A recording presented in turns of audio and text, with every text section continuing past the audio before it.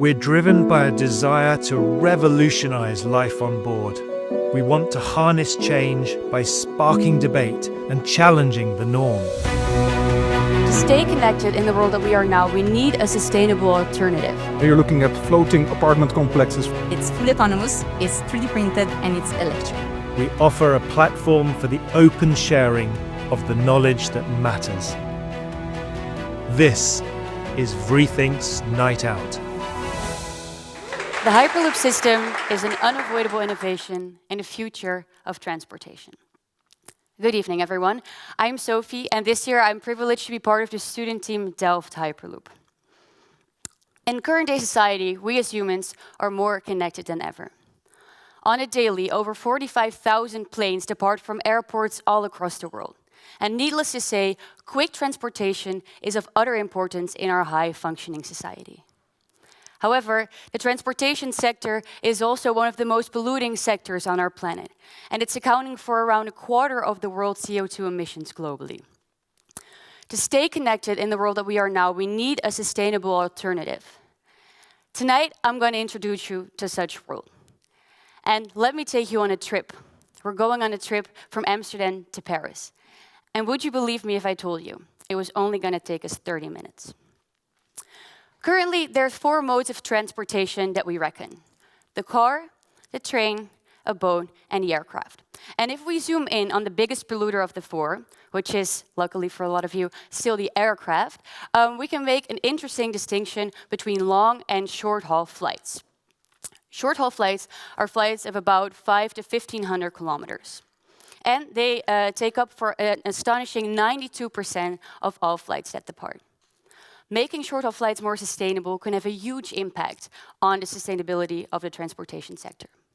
Now, people choose to fly these short distances because planes are quick and relatively comfortable.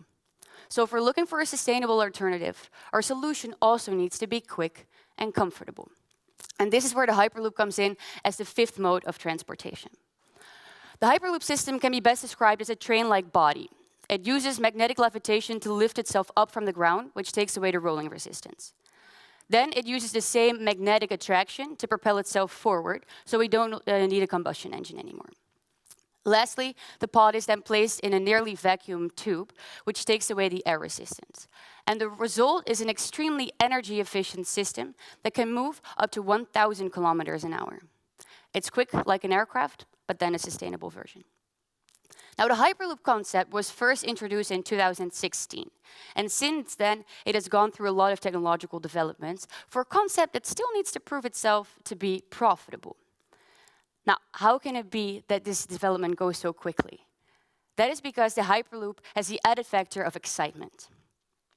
As I said, I'm an engineering student, and I'm working on a student team to push the innovation of the Hyperloop system. Students have always been at the front line of technological development, and for the Hyperloop system, that's really no difference. Every year, we form our team together, and we set our team goal. One of the things that differentiates our team from companies is that we as student teams are not driven by money. And that allows us to take risks. And taking risks is really exciting. And what is even more exciting is taking those risks and then winning with the product at a competition. As I said, we form our team, we set our goal, and then we measure our technology against the rest of the world, in which, in an ideal case, we then win. This allows us to continue facing developments such as the lane switch, for example. Now, in this futuristic world of technology, we reckon that we can actually build this technology as a team, and we can make the technology ready, but also the public needs to be ready. And that is why we also focus on other things besides technical innovations. However, first let me introduce you to one of these technical innovations and development that still needs to be done. For example, the thermal system. In a vacuum tube in which there's no air to dissipate heat, temperatures could rise a lot, which could reduce the safety and performance of the measurements. However, there's more than just these technological challenges. As I said, the Hyperloop can be a replacement of short-haul flights. And it could take us from Amsterdam to Paris in under 30 minutes. This means that the infrastructure going from Amsterdam to Paris is not only to be spread out across 500 kilometers of length, but also the infrastructure in the Netherlands, Belgium, and France shall be identical.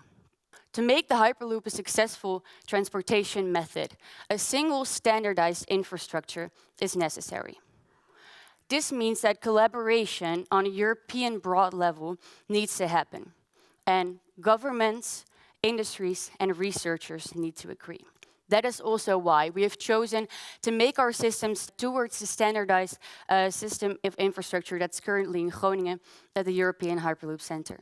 So we continue to be at the front line of the innovation of the Hyperloop system. Besides the technical aspects, there was also the public. And we reckon that the public needs to feel safe in a Hyperloop system. That's why we also focus on the visualization, like the one you can see on the screen, where we show a Hyperloop station and where you can enter your train like that. The same goes for the technology. The public needs to feel the technology. They need to see that magnetic levitation can actually be safe. And being placed in a vacuum, when executed the right way, can also in fact be safe. At Delft Hyperloop, we believe in the realization of the Hyperloop system.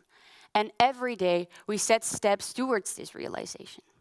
Even tonight, in this room, we're setting steps towards the realization of the Hyperloop system and working to a more sustainable alternative for these short-haul flights. I want to invite you all to share that excitement with us. Together, we can innovate, and together, we can pioneer change. And you want to hold on tight, because we'll arrive in Paris a lot sooner than you may think. Thank you.